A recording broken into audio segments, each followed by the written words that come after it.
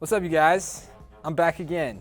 You guys asked, you guys emailed, you guys called, and Brady is in another video. And you know, I'm happy. I'm happy about it. I know you guys fully appreciate me.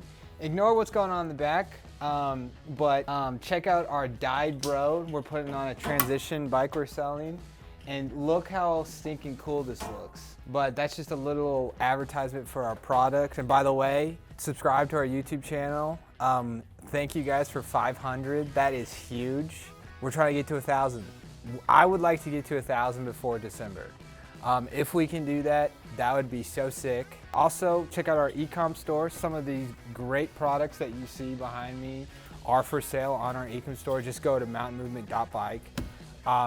And we're there. Check out our Instagram, our TikTok, Facebook, and then keep updated with Howler through Facebook as well, which is gonna be so much fun. But today I'm gonna go through, a lot of people talk about, what kind of tires you wanna have on your bike, front and back, but nobody really talks about what's going on inside of your bike. Our Yetis, they come completely disassembled and you set them up tubeless, but our transition bikes actually don't come set up tubeless. They come with tubes in them. So what I mean when I'm saying tubeless versus tubes in them is that they'll have this little rubber component in there and you air it up, and that's what holds the air inside of your bicycle wheel. Now when I say tubeless, this is taped, this is rim tape. It's taped around the bicycle wheel, and sealant is pushed in, and that's making a seal with your bead, and it's keeping the air inside of your bike. And there's a lot of just different things with that. When your bike kind of starts out, usually when you're buying it like a new bike, you're gonna have tubes in them.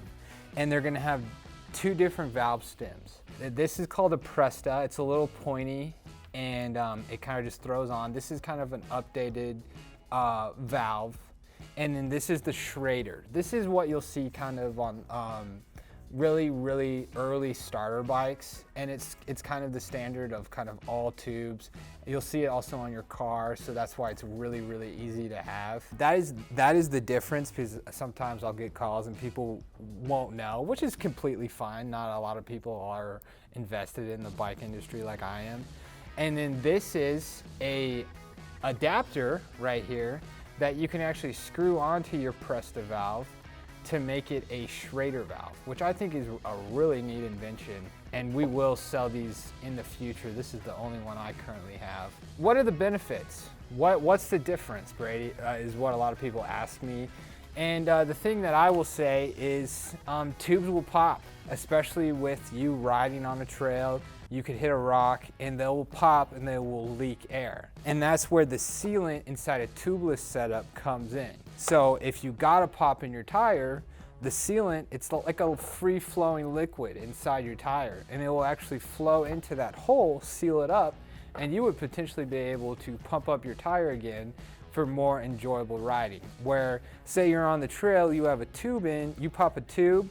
If you don't have a tube on you, you're kind of stuck and you can't even really ride out of the trail you're riding, because that could really damage your rim. There's a lot of perks, and then there's also a lot of disadvantages. Tubes are really fun if you're kind of more on the road. You're not really gonna see as much kind of poppage because it's more of a flat surface. But there is always the chance.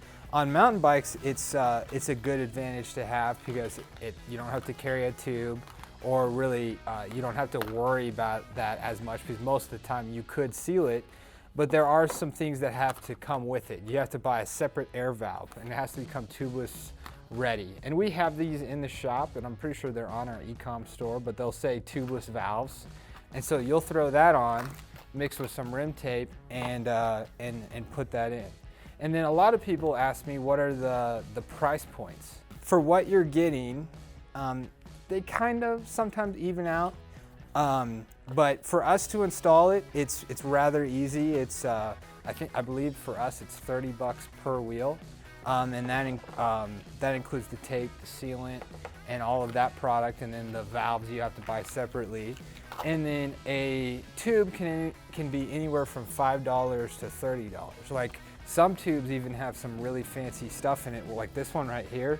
You can't see it, but if you felt it, you can feel kind of, it's called a a slime tube. So there's literally slime sealant in there, so if it did pop, sealant would come out and you would be able to seal the tube as well. Throughout the course of riding, based off how much you'll ride, you will end up replacing a tube, and then throughout, if you have a tubeless setup, you will be adding more sealant to your tire throughout your bike riding process.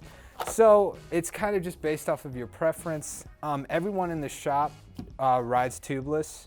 And I don't know a lot of mountain bikers that stay with tubes, but it's really based off preference. But if you're curious and you want to get something like that started, you can come see us at Mountain Movement.